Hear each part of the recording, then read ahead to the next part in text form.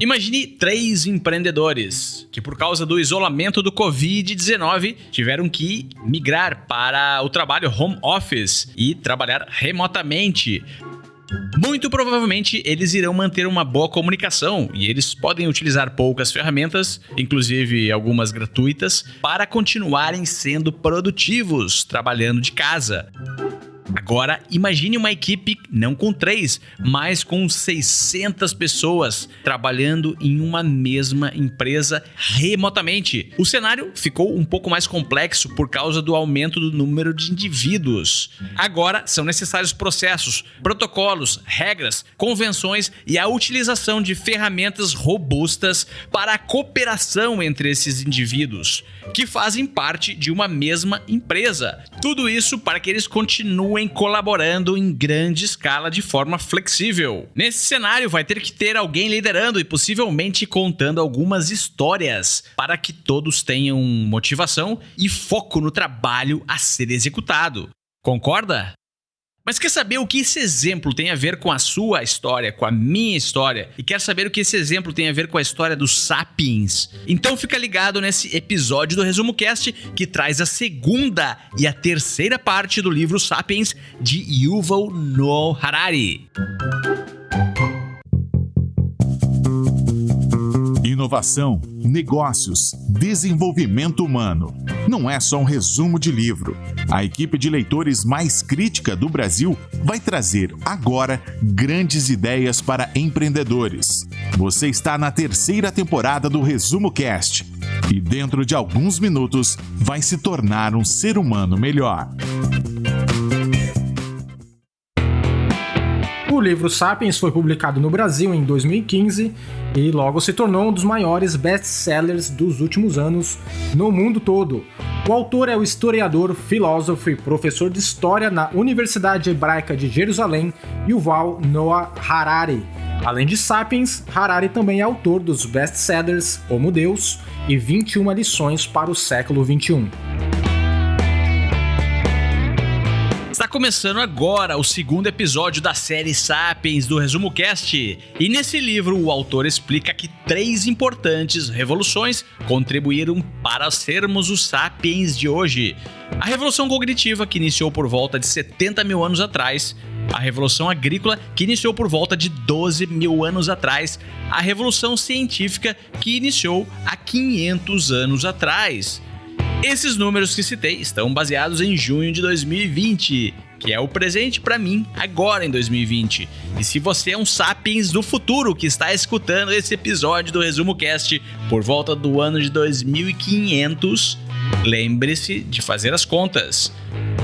O livro está dividido em 4 partes e hoje vamos falar sobre as partes 2 e 3, sobre o centro do livro.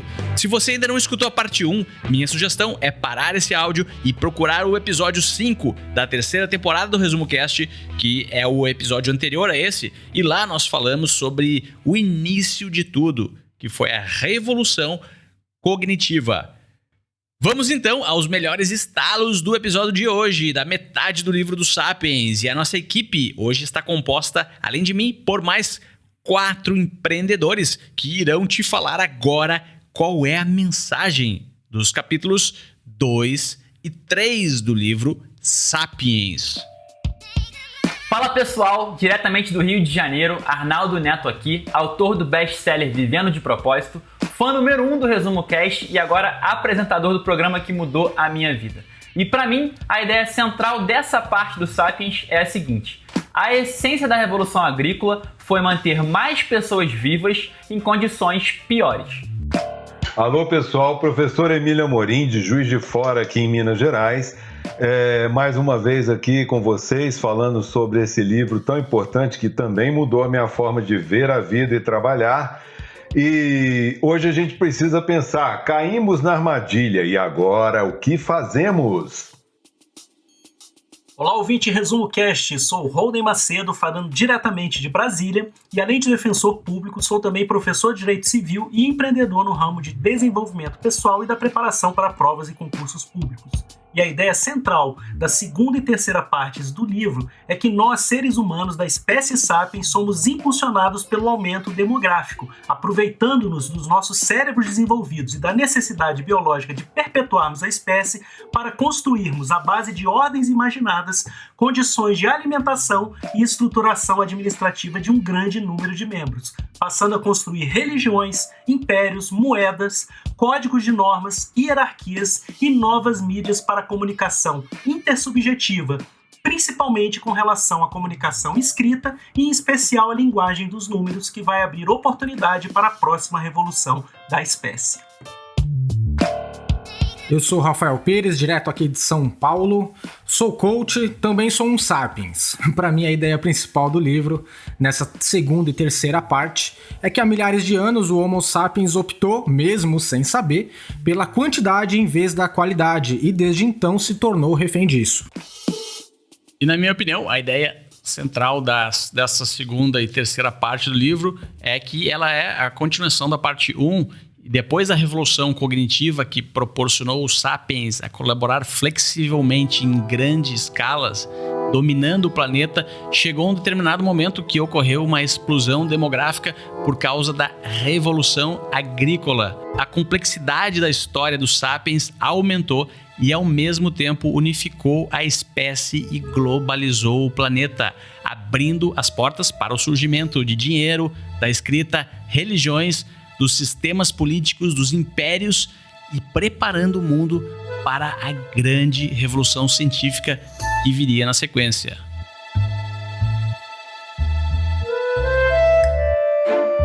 Segundo o autor, a Revolução Agrícola foi a maior fraude da história. Claro, a Revolução Agrícola, sem dúvidas, aumentou a quantidade de alimentos e a disposição dos sapiens. Mas esses alimentos não implicaram em uma dieta mais rica ou em mais tempo para o lazer. Não. Em vez disso, se traduziram em explosões populacionais e elites favorecidas. Em média, um agricultor trabalhava mais que um caçador-coletor e obtinha em troca uma dieta pior. Segundo o autor, o responsável por isso não é o próprio sapiens, mas sim alimentos como o trigo, o arroz e a batata, que exigiam do ser humano um grande tempo de atenção.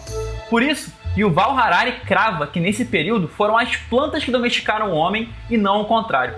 Eu queria muito saber dos mestres Emílio, Holden e, claro, Gustavo e Rafa, se concordam ou consideram essa opinião um tanto quanto exagerada.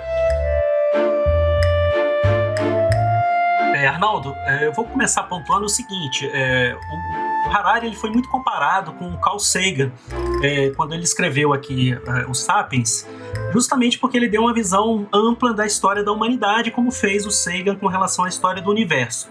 Mas uma das diferenças assim, que eu noto do Sagan pro Harari é que o Harari é um pouco mais assim, ele é irônico, ele carrega um pouco nas tintas ao colocar a sua própria visão da história num determinado aspecto. E nesse caso específico da Revolução Agrícola, a gente compreende a intenção dele de chamar a atenção da humanidade para esse aspecto da escravização do homem pelos alimentos, né, pelo trigo principalmente, mas aí eu faria uma provocação para o ouvinte será que, perguntando, né, será ouvinte, será que naquele determinado período da história, o ser humano da espécie Sapiens, na verdade, ele fez uma opção de sair de uma condição que ele próprio, né, ou que eles próprios, numa imaginação coletiva, entendiam que era uma condição pior de vida, ou seja, uma vida nômade, uma vida na floresta, sujeito a alguns perigos, para uma outra opção de uma vida de ter mais filhos, embora com todas as consequências que o próprio Harari também narra no livro. Eu acho interessante a gente resgatar também o que o Harari fala, de que, para que a gente não pense, né, porque quando o Harari fala dessa armadilha acontecendo, dessa fraude acontecendo, que a gente não pense que isso aconteceu de um dia para uma noite, né? E nem que foi uma decisão no sentido em que nós hoje pensamos decisão, de que um grupo de sapiens se reuniu e falou, olha, vejam bem, eu acho que é interessante a gente passar a ser agricultor. Se você ler o livro, você vai perceber e vai poder entender que as coisas foram acontecendo, meio que ao largo, inclusive, do entendimento dos sapiens. desde pequenos detalhes, como o trigo que ia caindo na medida em que eles transportavam, e aí cada vez tinha mais trigo em volta do lugar que eles estavam, e aí cada vez eles ficavam mais próximos de onde a comida estava. Então, no fundo, o que me parece que o Harari descreve é que não foi uma escolha, no sentido de escolhermos isso, mas a gente foi escolhendo um modelo de vida que era mais fácil, e escolhendo o mais fácil, acabamos caindo na armadilha do de menor qualidade. Então, mais facilidade, menos qualidade. Qualidade entendida aqui enquanto qualidade de vida. E é interessante que a gente pense isso, que a história não acontece do dia para a noite, ela vai acontecendo ao longo de séculos, e quando a gente vê, a gente está vivendo uma vida que a gente não sabe de onde veio. Isso nunca aconteceu com você, que está lendo o livro ou que está ouvindo a gente agora? Quando você olha em volta, você não sabe bem de onde vem tudo isso que está à sua volta na sua casa, de onde você tirou isso tudo e de onde você tirou o que você está fazendo? Pois é, eu acho que é um pouco isso que o Harari está relembrando na nossa história, na história da nossa família. Resumindo, então, o que aconteceu em um determinado momento do Sapiens, alguns milhares de anos atrás, o estilo de vida dos Sapiens modificou, né, do que chamava-se caçadores-coletores, eram os nômades que nunca paravam em um local fixo e caçavam e tinham um estilo completamente diferente de vida, passaram a domesticar animais e domesticar as plantas e plantar e criar fazendas, tornaram-se agricultores, e por causa disso a quantidade de sapiens no mundo começou a aumentar exponencialmente, e esse aumento vem se observando até os dias de hoje.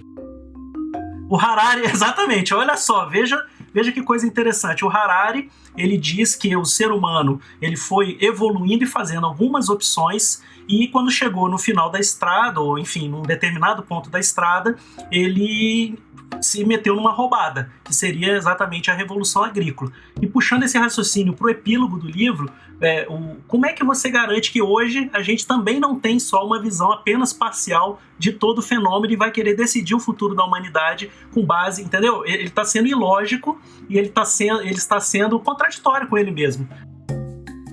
Eu faria só uma perguntinha rápida aí, para gerar aí, sei lá, 1-2 minutos aí de comentários de vocês. Porque se o Harari fala que a Revolução Agrícola foi uma fraude, então tudo bem. Então quem se beneficiou? Quem realmente se beneficiou da Revolução Agrícola? Pois é. Quem se beneficiou da Revolução Agrícola foi o trigo, que conseguiu inundar o mundo, foram os animais domésticos que conseguiram inundar o mundo. Nem as vacas e os cabritos se deram bem, porque eles inundaram o mundo, mas a vida deles é uma bosta, né? Porque eles multiplicaram para ser comida da gente, bicho. E a gente aprendeu na religião, olha que legal, você aprende na religião que Deus foi bom porque fez a vaca para você comê-la. Deus foi bom porque fez o peixe para você comê-lo. Só que ninguém combinou isso com peixe, né? O peixe não foi escutado sobre essa questão.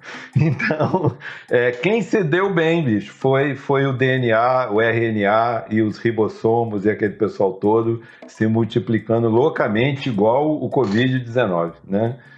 Esse foi o pessoal que se beneficiou da fraude, porque os sapiens mesmo, que queriam uma vida melhor, que estavam em busca de mais facilidade, o que o Harari chama de luxo, se deu mal, muito mal.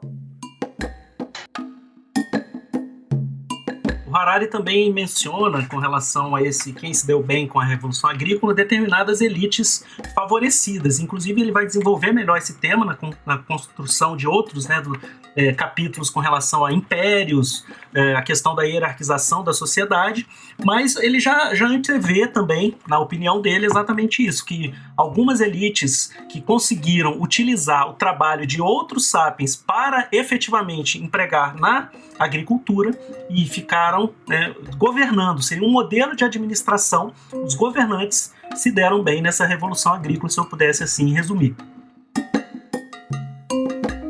Isso, lembrando que esse esquema está lá no começo, né? Para que uma narrativa produza frutos, para que uma narrativa seja acreditada e permaneça sendo acreditada, ela precisa ser repetida exaustivamente, geração por geração. Daí a educação, daí a igreja, daí a chamada civilização, o processo civilizatório. O processo civilizatório é justamente essa repetição exaustiva de um grupo determinado de narrativas para que o Sapiens não pare para pensar na vida que ele leva. E ele acha que essa vida desceu escrita do céu e que a vida é assim mesmo, né? A vida é assim mesmo.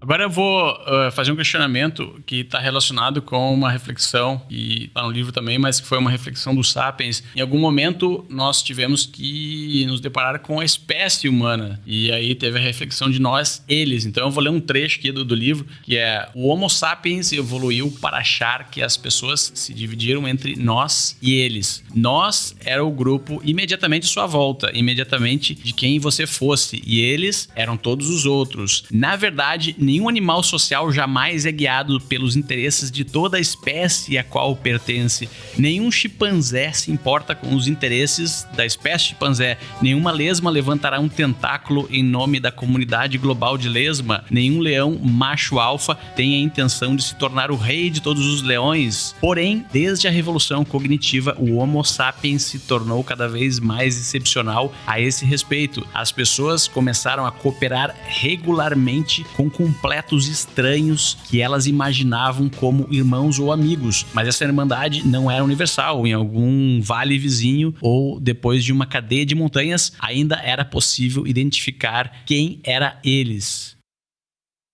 Hoje nós vemos uma cooperação global dos Sapiens, desde esse microfone que eu estou falando aqui agora, foi fabricado por pessoas que eu não conheço, milhares delas. Praticamente todos os utensílios que utilizamos, os livros que nós lemos foram escritos por pessoas que nós não conhecemos. Quando você pega um avião para se locomover de uma cidade a outra, você não conhece a tripulação do avião, não conhece as pessoas que fazem parte da empresa aérea que te transportou, mas o avião está lá, disponível para qualquer sapiens utilizar. Nenhum outro mamífero faz isso. Os mamíferos praticamente só cooperam com os membros do bando que eles conhecem, a quem eles chamam de nós. Isso. E aí a gente, na sua frase, você já percebe a primeira narrativa ficcional, que se chama espécie humana, como se, sob esse guarda-chuva, estivessem indivíduos totalmente iguais, quando, biologicamente falando, nós somos, cada um de nós é extremamente diferente, né? O sucesso biológico da espécie, de todas as espécies, como o Harari explica no livro, vem da diversidade dos indivíduos diversos se multiplicando e misturando com indivíduos diversos, melhoram esse produto deles, né? E o produto torna cada vez mais apto à sobrevivência. Então, quando a gente fala, olha, somos brasileiros, não existe isso em lugar nenhum, não existe essa espécie brasileiros, isso é uma ficção. Somos seres humanos, e aí eu pressuponho uma série de... Somos da empresa X, somos da Peugeot, eu sou um funcionário Peugeot, eu visto a camisa da Peugeot. Sob essas ficções a gente conseguiu desenvolver essa cooperação mundial, digamos assim, né? E que um monte de estranhos, e fizemos com que um monte de pessoas estranhas umas às outras, totalmente diferentes enquanto indivíduos, colaborassem umas com as outras. Contudo, é sempre importante, a gente não vai voltar lá no primeiro capítulo, mas eu gostaria de lembrar que a cooperação pode ser conseguida de formas, digamos, vamos chamar assim, positivas ou de formas negativas. Eu consigo a cooperação das pessoas ameaçando as pessoas com desemprego, eu consigo a cooperação das pessoas ameaçando as pessoas com uma guerra ou uma pandemia, assim como eu consigo a cooperação das pessoas falando de sonhos, de propósitos, de um futuro melhor. Há várias formas de conseguir essa... Eu consigo, inclusive, a cooperação das pessoas dizendo que nós estamos estamos em guerra contra eles, né? E aí eu identifico quem são eles, identifico quem somos nós e o eles vira o inimigo. Quem pode me contar algumas histórias, dando exemplos práticos que estão no livro, falando sobre as ferramentas que o ser humano teve que criar, assim como as ferramentas daquela equipe que trabalhava remota, que tiveram que ser muito melhores, porque era uma equipe de 600 pessoas. Quais são as ferramentas que o Sapiens criou para cooperar universalmente com indivíduos que ele não conhece? E aí eu vou citar algumas: religião, dinheiro, impérios. Quem é que pode me dar algum exemplo aí, contar alguma história de algum império ou alguma religião, ou explicar um pouco da narrativa do dinheiro? Que são, eu não sei se vocês concordam, ferramentas para essa cooperação, essa mega cooperação mundial. Concordo. Posso puxar a sardinha um pouco aqui para minha área, que é a área jurídica? Uma das principais ferramentas que se consegue obter cooperação entre, às vezes, até mesmo se obter antagonismos com eles ou os outros, é justamente os códigos de normas. E no livro ele dá um exemplo de 2 códigos de normas, né? Principalmente o código de Hammurabi, tá? E também eu faço uma ponte com a nossa contemporaneidade com os direitos humanos. Então, no código de Hammurabi, você tinha, por exemplo, a possibilidade de, se alguém ferisse, né, a sua esposa, de você ser indenizado pelo aquele dano, tá? E na verdade isso era perfeitamente admitido como uma ordem imaginada dos babilônios do Código de Hammurabi. Hoje em dia, evidentemente, se alguém fere a sua esposa, você não vai exigir uma reparação em dinheiro, mas você vai exigir a punição daquela pessoa.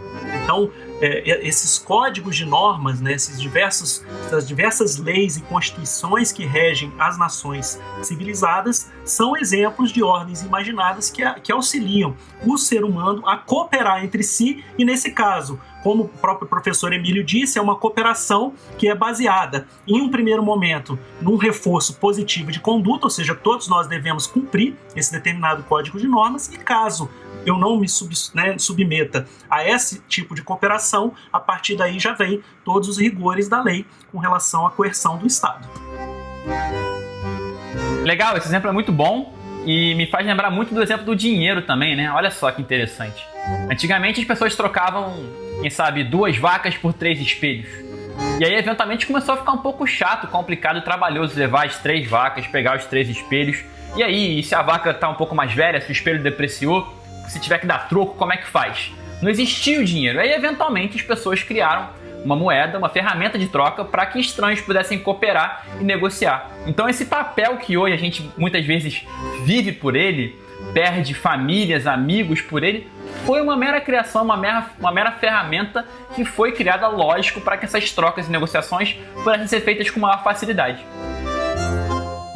Uma curiosidade sobre isso é que no mundo judaico antigo havia um costume, quando você fazia algum tipo de negócio com alguém, havia uma tabuinha de barro que você, uma vez um negócio feito, você quebrava essa tabuinha, e é claro que a tabuinha quebrada só combinava depois de novo com aquele mesmo pedaço do qual ela tinha sido quebrada. Cada um dos dois levava um pedaço daquela tabuinha, e essa tabuinha se chamava de símbolo, simbalém. Era aquilo que casava. Eu sabia que eu tinha feito negócio com você, porque depois eu aproximava as tabuinhas e elas se casavam. Então isso era um sinal do contrato entre nós, né? E daí vem a questão da escrita. A escrita nada mais é do que símbolo, né? Se a gente parar para pensar no nosso idioma, as letras são desenhos. Você aprendeu na escola que aquele desenho chama A, B, C. Você aprendeu... Olha, outra coisa que eu acho uma curiosidade muito interessante sobre isso, nós usamos números arábicos, mas nós usamos a matemática grega. Então, olha... E os números arábicos vieram da Índia, não são arábicos. Isso. E os gregos não tinham número para o zero, porque para o grego era um absurdo você ter uma coisa que representa o nada. O nada é o nada. Se ele tiver representação, ele deixa de ser o nada. Só que os árabes precisavam do zero para fazer negócio. Então, a gente usa essa colcha de retalhos magnífica que é a linguagem. E nós, homens contemporâneos, sapiens contemporâneos, desenvolvemos o emoji, que é uma espécie de volta às cavernas, porque a gente ficou com preguiça de usar muitos símbolos e agora a gente responde às pessoas com carinhas, com sorrisos, com joinha, e a gente conseguiu esses desenhos que meio que substituíram a linguagem cursiva no nosso dia a dia, na rapidez do nosso dia a dia, mas os princípios são os mesmos. Uma ordem natural é uma ordem estável. Não existe a menor chance de que a gravidade deixe de funcionar amanhã, mesmo que as pessoas deixem de acreditar nela. Por sua vez, uma ordem imaginada está sempre sobre a ameaça de colapso, porque depende de mitos, e os mitos desaparecem quando as pessoas deixam de acreditar neles. Direitos humanos é uma ordem imaginada. Assim como o exemplo que o Holden falou do Código de Hammurabi, no livro ele cita esse exemplo e contrasta com a Declaração da Independência Americana. Então, no Código de Hammurabi existiam diferentes classes. As pessoas aceitavam, através da narrativa, que elas pertenciam a diferentes classes de seres humanos escravos, seres humanos médios e seres humanos superiores, e cada um aceitava estar naquela classe ali. Então, o Código de Hammurabi foi construído no princípio de que todos somos diferentes e assim conseguimos cooperar em grande número e de uma forma flexível para termos uma sociedade mais próspera. A Declaração de Independência Americana, ela foi construída no princípio de que todos somos iguais e assim conseguimos cooperar em grande número e de uma forma flexível para termos uma sociedade mais próspera.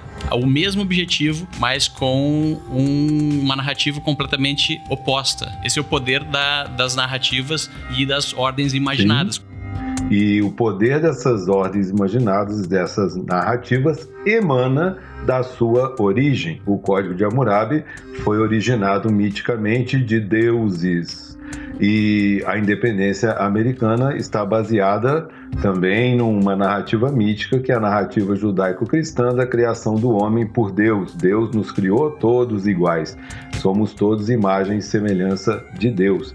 Então, as duas ordens e toda a ordem imaginada tem a força da sua emanação. Sem uma emanação legitimada no imaginário dos sapiens, nenhuma ordem consegue ser implementada. Eu queria até aproveitar também para fazer um gancho da Revolução Agrícola e da unificação da humanidade com o capítulo anterior da Revolução Cognitiva, porque o próprio Harari diz que não existe um único estilo de vida natural para os sapiens. O que existem seriam apenas escolhas culturais dentro de um conjunto assombroso de possibilidades. Foram aí que surgiram exatamente essas ordens imaginadas, e exatamente no conflito entre as ordens imaginadas, ou seja, na fricção constante entre essas ordens imaginadas, surgiram exatamente esses conflitos de interesses entre os próprios sapiens e, a partir disso, as unificações que surgiram para a humanidade. Ou seja, a partir do momento em que um determinado povo, vamos pegar o exemplo dos egípcios, entraram em fricção ou em confronto a sua ordem imaginada com a ordem dos romanos, a partir daí, uma das duas foi subjugada e a outra prevaleceu, e aos poucos as tribos de caçadores-coletores, as pequenas cidades começaram a se unificar em termos de ordens maiores e unificadas, e aí tanto política, quanto juridicamente, quanto também religiosamente, como o Harari começa a desenvolver nessa parte do livro. Isso. E eu gostaria de chamar a atenção para uma questão que eu acho importante para a gente que está aqui hoje no mundo contemporâneo, é que todas essas ordens imaginadas, todas essas narrativas não vão excluindo umas às outras. Elas são progressivas, mas elas são cumulativas, né? Por exemplo, hoje nós vivemos dentro de uma cultura que foi plasmada na tradição judaico-cristã. Quando eu digo judaico-cristão, eu estou dizendo, eu hoje convivo com narrativas que tiveram sua origem na antiguidade judaica foram misturadas com o mundo romano e com o direito romano e depois foram misturadas com o evangelho cristão. Então só aí a gente tem 3 culturas, 3 povos bem diferentes que se amalgamaram, fizeram uma massa, fizeram um amálgama e deram origem um pouco da sociedade ocidental onde a gente vive. Então esses códigos e esses modelos de sociedade, eles não vão ao longo da história se destruindo, eles vão se somando e produzindo... Mas eu tenho uma pergunta, Emílio, eu não concordo. E as religiões orientais? O budista, ele nunca teve nenhuma influência de nada ocidental, ele nem sabe o que é judaico, cristão. Ele não teve até um certo ponto, né? Porque de muitos séculos para cá, pelo menos desde os Beatles, quando os Beatles começaram a tentar disseminar o budismo e as religiões orientais pelo ocidente todo, tudo isso migrou para cá e a influência daqui migrou para lá, porque é sempre um caminho de mão e contramão, né? A gente sempre se influencia. Então hoje, e até tem a ver com isso que a gente está falando aqui da humanidade, na medida em que a humanidade se amplia, a gente não tem mais ninguém isolado, né? Estamos todos conectados. Então você não dá mais para... Aliás, não dá não, né? Nunca houve, eu acho que isso é uma conclusão do que eu acabei de falar, não existem narrativas e crenças globais puras no sentido de dizer nasceram do povo X, permaneceram no povo X, não? Tudo é mistura. O budismo também, se você for ver o Bhagavad Gita, o Mahabharata, seria mais ou menos a narrativa original do povo hindu, assim como nós temos aqui o nosso Gênesis, que conta a história da família dos Bharatas, né? É de lá que saiu o Bhagavad Gita, que é o fundamento de boa parte do movimento pop que foi feito a partir dos Beatles e disseminação do pensamento oriental, do budismo, etc. Então, se você vai lá no Mahabharata, você vai ver que teve influência de povos antigos, etc. E isso é muito bonito, porque é como se a gente fosse tecendo um tapete e cada um de nós, é filho de todos esses antepassados. Eu me sinto muito bem, é uma coisa que me causa até uma certa emoção, porque muitas vezes a gente lembra assim de uma avó, muito de uma bisavó, e quando você vai ler os Sapiens, eu falei isso no primeiro episódio, a história da nossa família é muito bonito quando você entende, né, e quando você sente que você é talvez a última palavra dessa enorme narrativa que é a história da humanidade, do Sapiens. E que dentro de mim, dentro da minha cabeça, tá tudo misturado. Tem cristianismo misturado com o mundo romano, com judaísmo, com orientalismo, com budismo, com tudo, né? Eu sou esse tecido feito de todos esses fios. Aí a gente não tem nada a ver com o assunto aqui, mas a gente se torna um pouco menos preconceituoso, porque some qualquer resquício da gente pensar em purismo, né? Tipo de purismo racial ou purismo cultural, seja lá o que for. E assim se unificou a humanidade. Quero ouvir o resumo do Rafa. Rafa, alguma coisa para complementar aí para quem tava lavando a louça até agora, deixou o prato cair no chão aí, não conseguiu acompanhar todo o debate e discussão que a gente fez até agora? Eu fico pensando no seguinte, né? Tudo que a gente vem falando aqui nesse episódio de unificação das sociedades, domesticação do trigo, o ser humano ele tinha uma vida melhor antes e agora a vida é pior, né? Vamos situar um pouco quem tá escutando a gente, né? O que o Harari fala, né? Que mesmo sem entender nada de genética, os nossos ancestrais eles acabaram interferindo ali na evolução do trigo. Como efeito disso, o trigo que a gente conhece hoje não sobrevive sem intervenção do homem. Se o trigo não tivesse conquistado nossos ancestrais, o homem não teria se tornado sedentário, porque ele ainda teria que continuar se movendo como um nômade, né? E não teria feito a Revolução Agrícola. Se não tivesse feito a Revolução Agrícola, não teria se aglomerado em cidades. Então, talvez, onde nós moraríamos, né? Qual que é o nome desse lugar que nós moraríamos, que nós chamamos de cidade? Então, o Harari diz o seguinte, que no começo, talvez eles acampassem por 4 semanas durante a colheita. Na geração seguinte, com a multiplicação e o alastramento do trigo, o acampamento da colheita talvez durasse 5 semanas, depois 6. até que se tornou um assentamento permanente. Então, pro ouvinte, para você que está escutando a gente, entender como é que se começou essa criação das cidades, né, por esses assentamentos. E cada um com suas narrativas, com as suas influências, sem aquele lado purismo, como o Emílio muito bem falou. O trigo domesticou a humanidade de tal forma que não é exagero dizer que ele acabou sendo o combustível para o surgimento de cidades. E esse momento da evolução, pelo simples efeito que a domesticação de animais e plantas gerou na possibilidade da sociedade se organizar sem a necessidade vital ali do nomadismo, ocasionou, isso foi o fator para ocasionar um grande salto na civilização.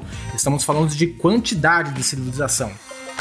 O autor diz que lá no ano 8500 a.C., o Oriente Médio já estava cheio de vários povoados fixos. O excedente de alimentos fez com que a população crescesse. E o Harari ele conclui que o trigo ele não ofereceu nada para as pessoas enquanto indivíduos, mas concedeu algo ao Homo sapiens enquanto espécie. O cultivo de trigo proporcionou muito mais alimento por unidade de território e, com isso, permitiu que o sapiens se multiplicasse exponencialmente. E uma coisa que só quero trazer um dado curioso, né? Engraçado que até hoje em dia, são informações aí da Universidade Federal de Santa Catarina, até hoje em dia, mais de 75% das calorias ingeridas por nós 5 e por você que está escutando a gente são resultantes de plantas domesticadas há milhares de anos atrás. Tô falando do trigo, falando do milho, tô falando do arroz e da batata, entre outros. Isso é uma curiosidade. A história não pode ser explicada de forma determinista e não pode ser prevista porque é caótica. Tantas forças estão em ação e as suas interações são tão complexas que variações extremamente pequenas na intensidade dessas forças e na maneira com que interagem produz diferenças gigantescas no resultado. História é o que chamamos de sistemas caóticos nível 2. Os sistemas caóticos podem ter duas formas. O caos nível 1 é o caos que não reage a previsões a seu respeito. O clima, por exemplo, é um sistema caótico 1. Embora seja influenciado por uma série de fatores, é possível criar modelos computadorizados que levam em consideração um número cada vez maior desses fatores e produzem previsões de tempo cada vez melhores. O caos nível 2 é o caos que reage a previsões a seu respeito e, por isso, nunca pode ser previsto com precisão. Os mercados, por exemplo, são um sistema caótico nível 2. O que vai acontecer se desenvolvermos um programa de computador que preveja com 100% de exatidão o preço do petróleo amanhã? Eu vou dizer o que vai acontecer se alguém inventar um sistema mágico ou uma ferramenta ou alguma corretora disser que conhece com precisão qual é a direção dos mercados de amanhã. Vou dar um exemplo prático aqui. Vamos supor que o sistema preveja que o preço do barril de petróleo seja $100 amanhã e hoje o preço do barril de petróleo está 90. O que vai acontecer? Todo mundo vai ver a previsão, vai correr para comprar mais barris de petróleos e o preço, por causa do aumento da demanda, vai subir hoje e não amanhã.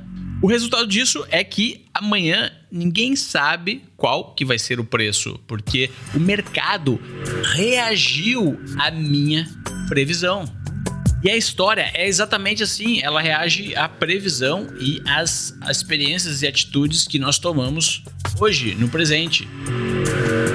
É uma provocação bem interessante a sua, Gustavo, mas é importante também a gente enxergar que o livro do Harari, ele nos ajuda em alguns aspectos com relação ao curso da história, identificando algumas correlações de forças que impulsionam determinados efeitos na sociedade humana. E a gente poderia citar exatamente uma correlação de forças biológicas, tecnológicas e culturais. A biologia estacionou quando o Sapiens virou o caçador-coletor, né? conta isso exatamente na primeira parte do livro. Agora, essa correlação de forças com relação à tecnologia e cultura é que movimentou exatamente os Sapiens a partir de então, a partir da Revolução Agrícola, em vários aspectos. E aí eu queria também introduzir um outro ponto que me parece que o Harari não identifica bem no livro dele, não dá esse nome, melhor dizendo, mas ele deixa que nós possamos antever, que seria exatamente a questão demográfica. Então eu chamo a atenção do ouvinte para que ele também, na leitura do livro, ele preste bastante atenção nessa força demográfica. E aí eu faço puxo um gancho para falar também do empreendedorismo, tá? O que é o empreendedorismo? O empreendedorismo é uma arte de resolver problemas. E um dos maiores problemas da história da humanidade, e o Harari narra muito bem isso no livro dele, seria o crescimento demográfico, que gerou a necessidade, por exemplo, da domesticação do trigo e que posteriormente gerou as necessidades de alteração no modelo de administração da sociedade, novos modelos de governança, novos modelos de religiosidade, tá? E novos modelos políticos e jurídicos. Então é bem interessante o que você falou e eu jogo de volta uma provocação para você para indagar. Seria a história da humanidade um sistema caótico nível 1 ou nível 2? Eu tenho quase certeza que é nível 2. E aí a gente pode puxar uma discussão que vai ter no terceiro episódio, que é isso que chamam o Harari de pessimista. E se a gente chegar num futuro e esse futuro pessimista não acontecer, por que ele não aconteceu? Talvez seja porque as pessoas leram os Sapiens e fizeram alguma coisa a respeito para o futuro pessimista não acontecer. Vou refletir para no terceiro episódio emitir minha opinião. Para quem é esse livro? Olha, para mim, Arnaldo Neto, a segunda parte desse livro é para quem quer entender quais foram as narrativas históricas que nos trouxeram para o exato ponto em que chegamos hoje. Por que buscamos uma casa própria? Por que buscamos estabilidade na família? Se você busca respostas para esses comportamentos, inclusive se empoderar com outras alternativas, essa parte do livro vai mudar a sua vida e vai te entregar isso tudo e muito mais. Para mim, Emílio Amorim, eu acho que essa segunda parte é justamente para você que tem dias que levanta muito cedo para ir trabalhar e começa a pensar se você não caiu numa armadilha. Afinal de contas, você trabalha mesmo pelo quê? Para quê? Para pagar o quê? Quais eram as promessas que a vida lhe fazia ou que você escutou da sua família?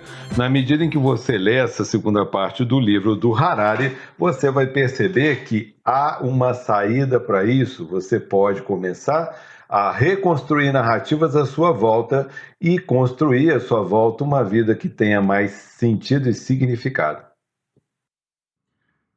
Bom, esses capítulos do livro, na minha opinião, Holden Macedo, é para todo aquele que deseja entender as origens, causas, consequências da atual revolução civilizacional pela qual estamos passando nesse momento. Ou seja, se nós queremos entender à luz de reflexões mais aprofundadas, o fenômeno digital e também o surgimento de novas empresas disruptivas no mercado.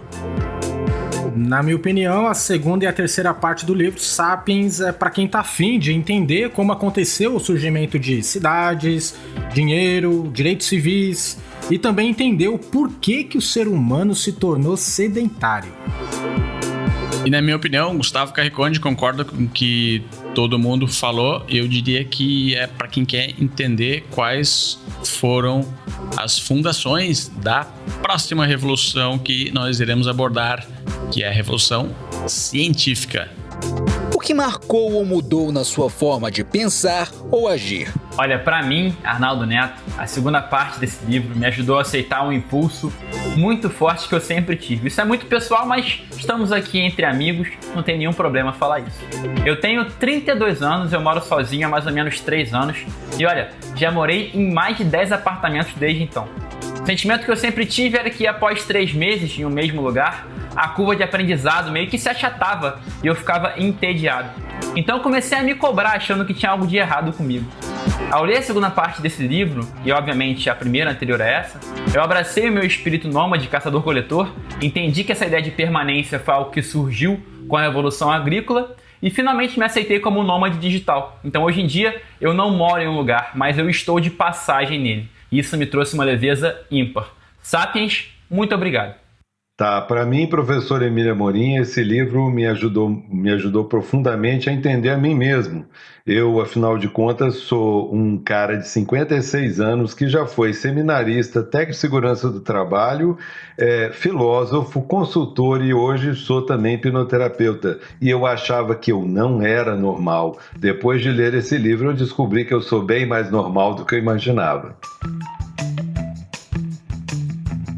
Bom, esse livro ele modificou a minha maneira de agir porque ao analisar um tempo histórico maior, como eu até falei no episódio anterior, a macrohistória, a gente pode enxergar a força de pressão que, por exemplo, a demografia exerceu e exercerá ainda sobre toda a nossa civilização. Basta dizer que em menos de 200 anos, o mundo saltou de 1 bilhão para mais de 7 bilhões de habitantes e agora temos que produzir pelo menos 21 bilhões de pratos de comida por dia.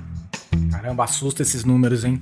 Bom, para mim, Rafael Pérez, o que me marcou nessa segunda e terceira parte do livro é que a busca por quantidade, por exemplo, de quantidade de alimentos, quantidade de dinheiro, fez a gente se perder em relação a narrativas que não podemos medir, como felicidade.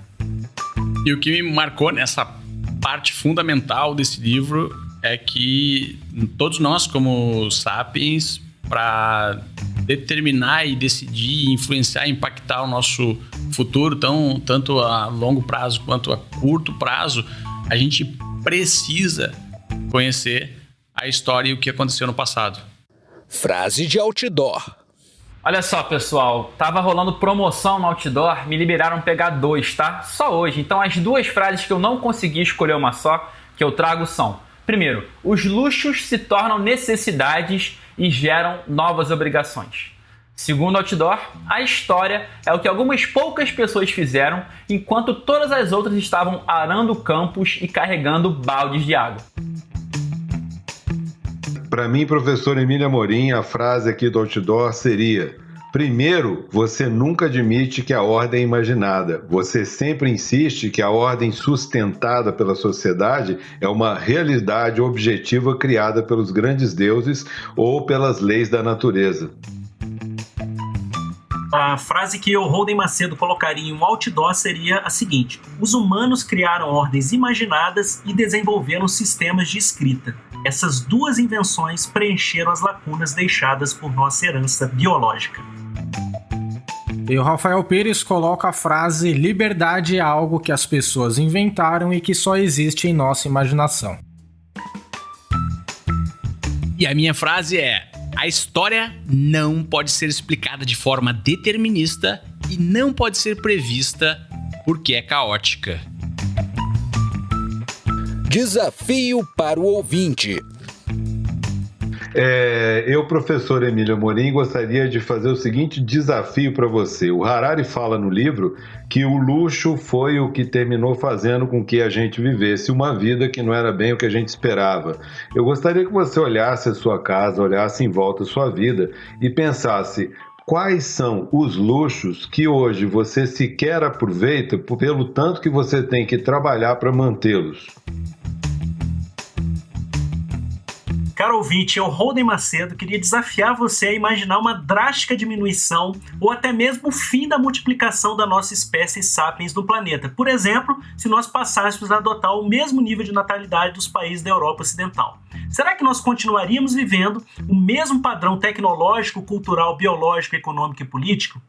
Essa ausência de pressão da humanidade em continuar crescendo em progressão geométrica, poderia levar ainda a NASA ou outros programas espaciais como o da China ou do Brasil a continuar a desenvolver o lançamento de novos foguetes para novas estações espaciais e de lá para a descoberta de novos planetas? Será que você acha que empreendedores como Elon Musk continuariam sonhando em mandar 100 mil pessoas para colonizar Marte?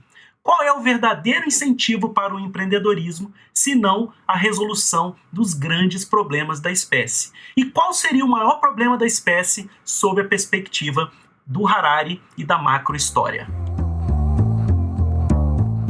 E o Resumo Cast de hoje vai ficando por aqui. Espero que você tenha gostado desse segundo episódio da série Sapiens. Nos acompanhe no próximo, porque iremos finalizar com o último capítulo e o mais marcante desse grande best-sellers de Yuval Noah Harari.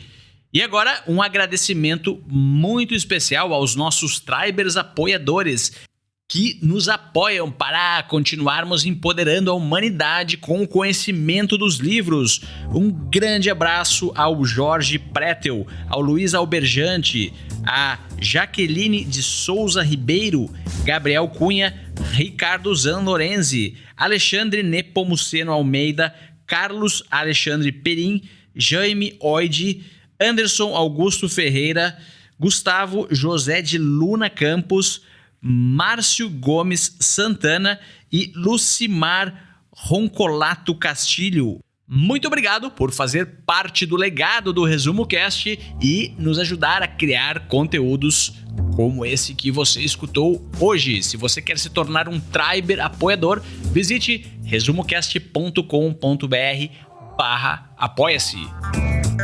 Grande abraço aqui de Dubai e até a semana que vem com mais um livro para empreendedores. A melhor forma de aprender é ensinando. Compartilhe estas ideias com alguém e nos ajude a empoderar a humanidade com o conhecimento dos livros.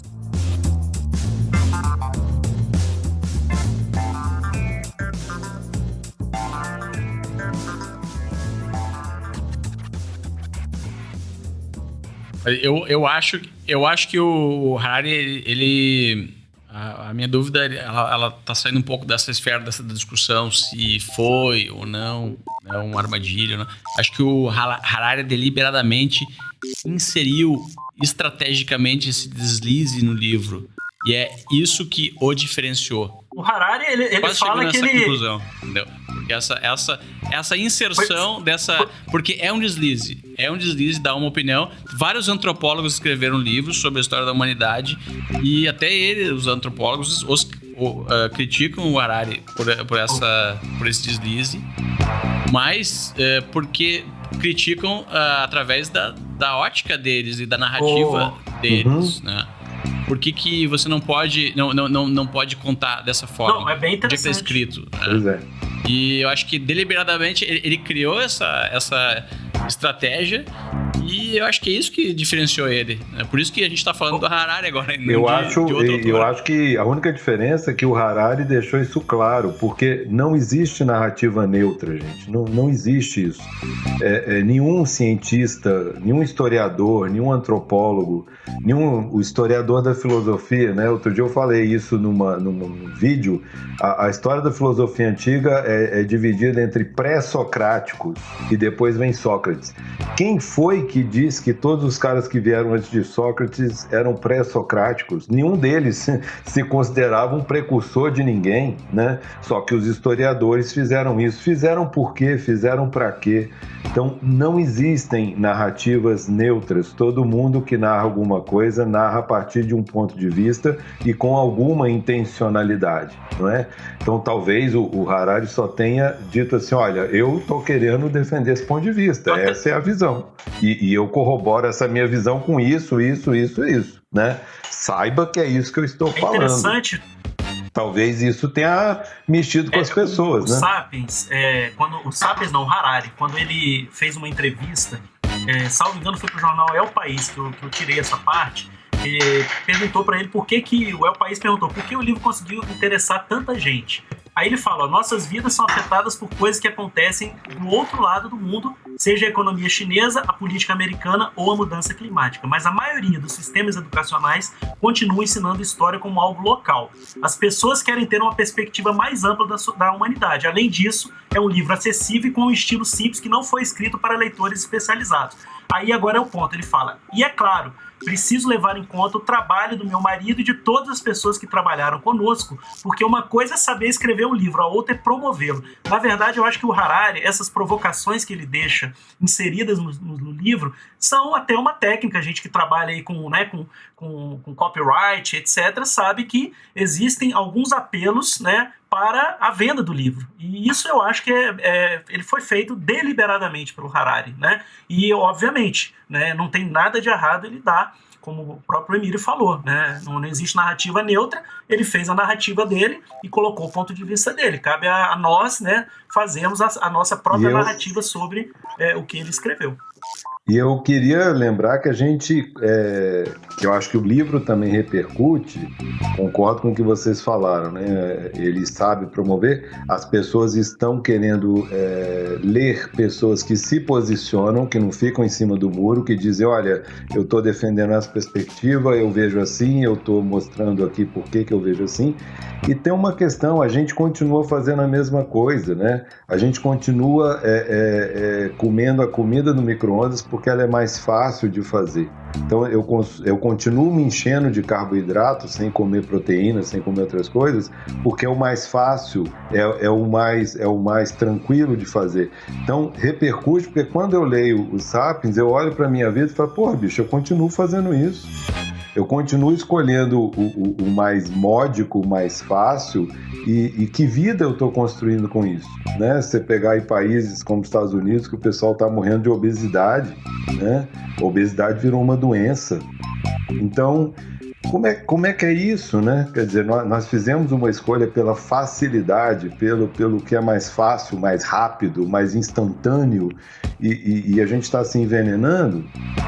Aí, Emílio, já entra a questão do hábito. Essas escolhas já foram feitas há muito tempo atrás. Na nossa infância, a gente faz muitas escolhas e essas escolhas permanecem praticamente pro resto da vida, porque elas entram no piloto automático e se tornam hábitos. Então, a partir do momento que a escolha foi feita, é preciso um trabalho quase que consciente de procurar um hipnoterapeuta para falar, não, eu quero reverter essa escolha. Ela não vai acontecer naturalmente, entendeu? O nosso cérebro é preguiçoso, ele procura o caminho mais fácil, ele procura a rede neural mais fácil, isso é uma tendência nossa. Só que se a gente não ficar esperto com essa tendência, ela vai nos matar. A gente precisa acordar, porque nós temos essa tendência do fazer o mais rápido, o mais fácil. A gente fala tanto aqui, que a gente quer fazer o resumo do livro para a pessoa ler o livro, mas eu garanto para vocês que tem muita gente que fala, eu vou lá no resumo do livro que eu não preciso ler o livro. Aí eu posso falar que eu sei das coisas do livro sem ter o trabalho de ler o livro. E o que a gente quer não é isso. Então, essa coisa do mais fácil, da vida instantânea, da vida do micro-ondas, ela é um problema porque vai nos matar, mas ela é uma programação nossa, nós buscamos prazer e corremos da dor. Todos nós fomos programados para isso, correr da dor e buscar o prazer. Então, tem os sapiens do futuro é aquele sapiens que vai conseguir se reinventar de tempos em tempos e passar por essa dor de resetar os seus próprios hábitos, né? De se auto-hipnotizar ou procurar a ajuda de alguém que se hipnotize, enfim, para resetar os seus próprios, suas convicções, não só suas convicções, mas seus hábitos, as suas habilidades, suas competências, programações biológicas, inclusive, para viver melhor. Então, o nome do novo jogo agora é reinventar-se. Isso. Você vai gastar menos energia tentando acompanhar um mundo que tá te forçando a se reinventar.